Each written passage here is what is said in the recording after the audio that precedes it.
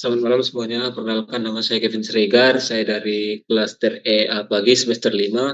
Di sini saya ingin membuat tugas presentasi dari mata kuliah Design Thinking, yang di mana kami ditugaskan untuk melakukan membuat video yaitu terkait dari proyek PBL yang telah kami lakukan. Yaitu PBL saya berjudul Artificial Intelligence in Agricultural Drone, yang di mana fokus dari PBL ini adalah pembuatan sebuah drone, yang di mana drone tersebut dilakukan untuk melakukan pemetaan atau mapping pada sebuah lahan pertanian. Oke, boleh di next. Nah, adapun sebelum kita lanjut ke materinya, di sini saya memiliki kelompok. Yang pertama itu dengan saya sendiri, Kevin Siregar, itu saya ditugaskan untuk bagian elektrikal dari sebuah drone. Dan ada teman saya Rido, Hanif, Teguh, dan Beko. Nah, sebelum kita melanjutkan ke materi intinya, di sini saya ingin menjelaskan terlebih dahulu apa sih background dari pembuatan proyek kami ini, yang dimana background pembuatan proyek ini itu bermula dari pertanian di Indonesia itu masih menggunakan metode konvensional, yang dimana itu metode ini sangat tidak efisien dan memakan banyak waktu. Dan selanjutnya itu masih banyak data-data yang kurang akurat, yang dimana pada pengolahan lahan dan hasil dari panen itu tidak optimal. Kadang hasil panen itu tidak sesuai dengan yang diharapkan. Nah, selanjutnya itu ada kemajuan dari AI atau Artificial Intelligence, yang dimana ini dapat membuat atau membuka peluang besar bagi pertanian itu sendiri. Nah, selanjutnya proyek ini itu bertujuan untuk mengembangkan sistem drone yang dimana mampu melakukan pemetaan dan analisis lahan otomatis, sehingga ini dapat membantu dalam segala aspek. Nah, selanjutnya proyek tersebut masih dalam tahap desain mekanik dan listrikan, yang dimana untuk meletakkan dasar untuk integrasi dan pengujian sebuah sistem. Yang dimana pada proyek kami kali ini itu diharapkan dapat mendukung konsep pertanian cerdas dan yang efisien, sehingga dapat membantu pada sektor pertanian nanti. Oke, boleh next. Nah, di sini kami memiliki sebuah timeline, yang dimana timeline ini digunakan untuk membantu kami supaya aktivitas yang kami lakukan itu sesuai dengan target-target yang akan kami harapkan nantinya. Yang dimana pada timeline ini kami itu dimulai dari bulan September hingga sekitar bulan Januari. Yang dimana di project timeline kali ini itu kami terbagi menjadi dua, yaitu sebelum benchmark dan setelah benchmark, yang dimana sebelum benchmark pertama kami itu melakukan yang pertama itu adanya kick off PBL, yaitu terkait pembahasan dari proyek apa yang akan kami buat. Selanjutnya itu kami itu membuat BHP atau RAB itu bersama Manpro. Jadi kami itu mendeskripsikan apa aja BHP-BHP yang akan kami gunakan. Setelah itu kami itu setelah mendapatkan judul, kami itu mencari referensi mengenai desain-desainnya, baik itu desain mekanikal, desain elektrikal, dan lain sebagainya. Setelah itu kami langsung lanjut membuat sebuah desain mekanikal. Setelah itu kami lakukan konsultasi apakah desain mekanikal yang telah kami buat ini berjalan dengan baik ataupun belum. Nah, setelah itu ada tahap finishing design, yang dimana finishing design ini berguna untuk kami itu tahap akhir dari sebuah desain yang telah kami buat. Nah, setelah itu kami lanjut di pengambilan BHP, serta setelah itu kami ada persiapan benchmark pertama, yang dimana pada persiapan ini kali ini kami itu mempersiapkan apa saja yang akan kami sampaikan pada saat benchmark, yaitu baik itu yang akan kami tampilkan desain mekanikal, elektrikal, dan lain sebagainya, serta dari pembuatan sebuah pemetaan. Nah, setelah dari itu kami melakukan benchmark pertama, setelah itu lanjut yaitu kami pembuatan program, yang dimana program ini dibuat oleh tim pemrograman kami sendiri, yang dimana program ini untuk melakukan sebuah untuk menganalisis dari kerja dari drone kami tersebut. Nah, setelah itu ada dilakukan konsultasi mengenai progres dan pencetakan mekanikal, di mana pencetakan mekanikal ini yaitu pembuatan dari 3D-nya, itu 3D pada bagian bodi dari drone-nya. Nah, setelah itu lanjut pembuatan program, karena program itu sangat banyak, jadi memiliki banyak aktivitas untuk melakukan pembuatan program, baik itu cross check dari program maupun tahap improve dari sebuah program dari drone. Nah, setelah itu kami lanjut melakukan rakit mekanikal, wiring dan trial error. Setelah itu testing dan menyusun laporan-laporan hingga sampai ke benchmark kedua. Oke, mungkin boleh di next. Nah, ini adalah tahapan mekanik atau desain dari mechanical drone kami. Nah, di sini kita dapat melihat ada 3 tampilan, yang di mana kita bisa melihat tampilan dari bagian samping, tampilan dari bagian atas, dan tampilan dari bagian front view-nya ya. Nah, di sini dapat kita lihat desain tersebut dirancang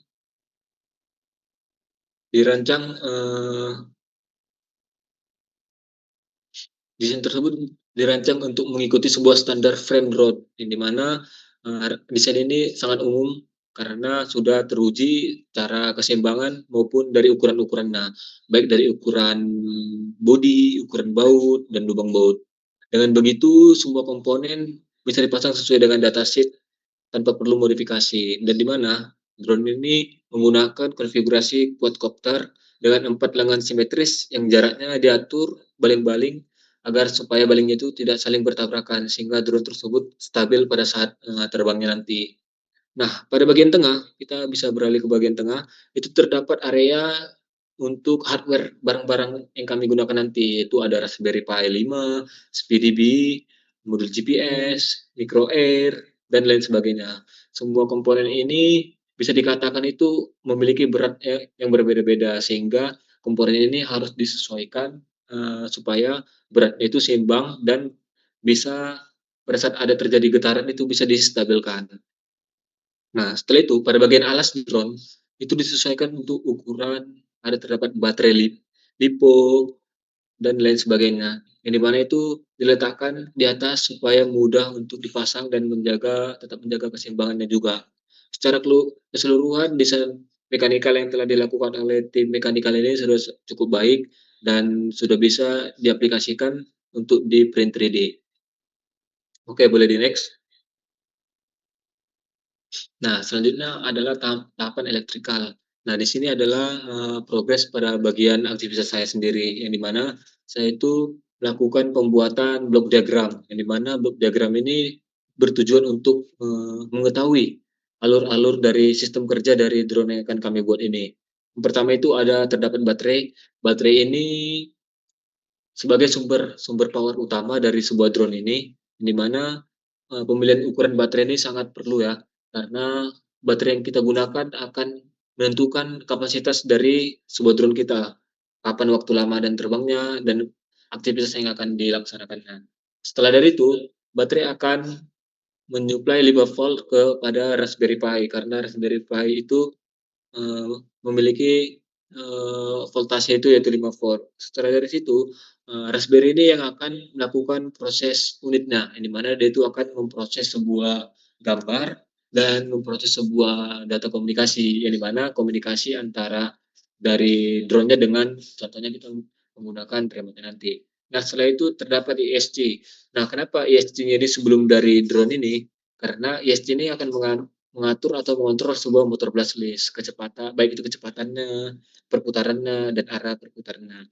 Nah, setelah itu ada motor ini, motor tersebut digunakan untuk memutar baling-baling atau propeller. Nah, setelah dari situ, baterai itu selalu mensupport dari ESC4-in-1 ini untuk tetap menjaga dan mengontrol dari sebuah motornya nanti. Nah, setelah dari itu, kita itu ada yang namanya flight control, yang dimana flight control ini untuk uh, mengontrol pada saat penerbangan di atasnya. Dia itu bisa mengontrol uh, baik itu mengontrol drone-nya dan itu dia itu menerima sinyal daripada transmitter, PPM receiver dan dari GPS modul, yang dimana GPS modul ini untuk mengetahui dari lokasi atau titik koordinat dari sebuah drone nanti. Dan di sini juga kami terdapat sebuah buzzer, yang dimana buzzer ini digunakan sebagai indikator apabila pada saat sebuah drone ini kehilangan sinyal, jadi jadi drone tersebut bisa mengeluarkan sebuah indikator suara. Baik, kita beralih kepada wiringnya, yang dimana wiring ini baterai selalu terkoneksikan dengan ESC 4-in-1 yang dimana untuk melakukan pengontrolan baik itu kecepatan, perputaran, dan arah gerakan dari sebuah motornya. Dan setelah itu kami menambahkan sebuah kapasitor yang dimana kapasitor ini berfungsi untuk meminimalisirkan atau mengurangi sebuah noise dari sinyal listriknya nanti. Nah, setelah itu terdapat 4 buah motor yang dimana 4 buah motor ini yang akan bergerak untuk membuat perputaran pada sebuah propeller atau baling-baling. Nah, untuk motor ini itu memiliki 3 buah fasa yaitu positif, negatif, dan sinyal. Nah, yang dimana ini harus terkoordinasikan atau terhubung langsung dengan ESC 4-in-1 supaya drone berfungsi bergerak dengan stabil dan baik. Oke, baik, mungkin bisa di next. Nah, selanjutnya adalah pada bagian diagram alir program atau biasa disebut dengan flowchart. Pada bagian flowchart ini, kita itu bermulai dari start. Setelah itu kita mempersiapkan hardware-hardware-nya, baik itu flight control, baterai LiPo, kamera, SD card, dan Raspberry Pi. Pokoknya kita mempersiapkan barang-barang hardware kita. Nah, setelah itu kita itu nyalakan ROM, yang dimana Raspberry Pi itu booting dan diaktifkan menggunakan Wi-Fi hotspot. Oke. Kemudian pengguna itu terhubung ke drone melalui browser menggunakan IP lokal Raspberry. Nah, untuk IP lokal ini, contohnya kita menggunakan hotspot itu kita harus biasanya itu menggunakan jaringan yang sama ya. Nah, setelah itu lanjut yaitu pengguna membuat rute penerbangan atau waypoint di web control. Setelah dari situ, maka yang akan terjadi, drone akan terbang otomatis mengikuti waypoint dan mengambil foto udara secara berkala. Nah, setelah drone terbang, nah sistem akan mengecek apakah semua waypoint itu sudah dilalui. Jika belum dilalui, maka drone akan lanjut terbang, dan jika sudah, maka drone itu akan kembali ke titik awal drone sebelum terbang tadi dan akan mendarat. Nah, setelah dari situ, maka drone akan dimatikan dan proses penerbangan sudah selesai. Nah, setelah dari penerbangan selesai, kemudian ada itu foto. Foto itu akan diunduh pada sebuah software, misalnya Open Drone Map dan software-software nanti yang akan kami gunakan. Nah, itu untuk dibuat menjadi satu peta digital dari pertanian. Jadi kita itu bisa melihat hasil dari tangkapan mapping yang dilakukan oleh drone kita. Oke, mungkin itu saja dari diagram atau flowchart-nya. Mungkin boleh di next. Nah, baik, kita lanjut ke bagian problem solving, yang dimana problem solving ini adalah sebuah masalah yang terjadi, baik itu ada 3 bagian yang kami lakukan, yaitu bagian elektrikal, mekanikal, dan pemrograman. Problem solving ini rentan terjadi karena kita membuat sebuah proyek pasti ada sebuah masalah yang terjadi di tengah-tengah lapangannya. Nah, yang pertama itu pada bagian elektrikal. Pada bagian elektrikal itu yang saya alami sendiri, yaitu kami itu kesulitan itu pada pembuatan blok diagram, yang dimana alur data dan power beberapa modul itu tidak jelas. Kami itu tidak mendapatkan sebuah barang BHP, jadi kami itu hanya melihat dari datasheet dari sebuah Google. Jadi untuk pinout-nya itu semua tidak terrealisasikan atau tidak jelas yang ada di modul. Nah, apa penyebabnya? Itu pinout komponen berbeda dengan contoh wiring yang di internet, dan label-labelnya itu tidak lengkap. Ada perbedaan juga pada bagian flight control yang kami gunakan. Sehingga itu banyak terjadi kemiskomunikasian. Nah, jadi apa yang langkah yang akan kita ambil, yaitu kita harus mengecek terlebih dahulu lagi dari dataset modul yang tersedia. Kemudian kita cocokkan apakah pinout dari versi yang kita flight control yang kita gunakan ini sudah sesuai atau belum. Nah, kita harus mencari yang sesuai supaya tidak ada terjadi miskomunikasi nantinya pada saat pemasangan dari sebuah drone nanti. Kemudian kita itu buat connection list, yang dimana kita buat itu connection list dari contohnya dari komponen ini ke ini, sehingga kita mudah untuk menghubungkan nanti. Nah, setelah itu ada pada bagian mekanikal. Pada mekanikal itu masalahnya itu adalah desain kompleks yang sulit. Karena kita tahu ketika kita ingin membuat sebuah drone, kita itu desainnya pasti harus sangat-sangat detail dan kompleks, sehingga itu mengalami sedikit kesulitan pada bagian mekanikal untuk membuat sebuah 3D-nya, karena pada AutoCAD kurang cocok untuk desain 3D yang kompleks. Nah, itulah penyebabnya.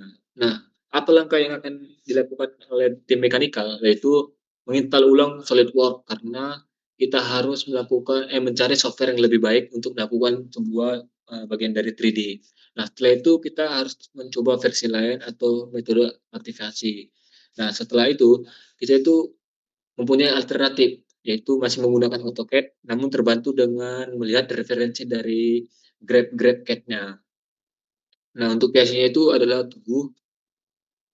Nah, selanjutnya adalah bagian pemrograman, yaitu masalah yang dihadapi itu adalah VS Code itu terasa sangat berat atau terjadi sebuah delay atau lag ya, atau hang saat dijalankan langsung pada desktopnya itu di Raspberry-nya. Nah, penyebabnya itu apa?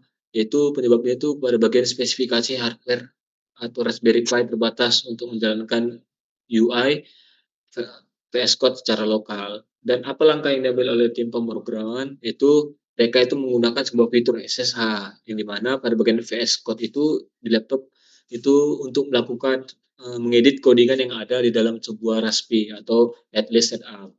Itu untuk PIC-nya itu ada Hanif Rahman, Rido, dan juga Deko. Oke, mungkin itu dari program solvingnya. Lanjut.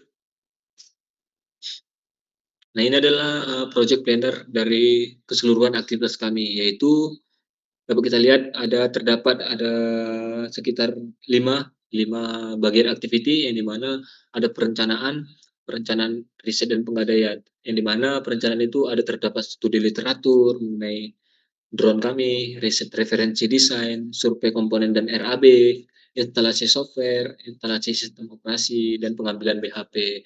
Ini masih dalam tahap perencanaan, dan ketika tahap perencanaan sudah selesai, maka kami akan lanjut kepada tahap desain, di mana kami lakukan desain frame utama, lengan drone, landing skid, dan desain dari kamera, GPS, dan lain sebagainya. Setelah itu kami melakukan pembuatan wiring elektrikal dan blok diagram. Nah, setelah dari itu kami lanjut melakukan percetakan 3D print. Nah, setelah dari situ kami akan melakukan kestabilan apakah struktur dari 3D print itu sudah terjalankan dengan baik atau tidak.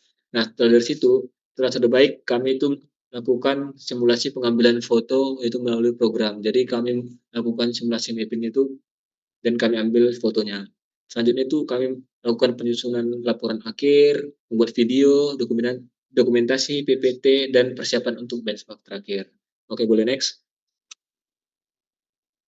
Baiklah, mungkin itu saja dari video penjelasan saya. Jika ada kesalahan dalam perkataan, mohon dimaafkan. Terima kasih.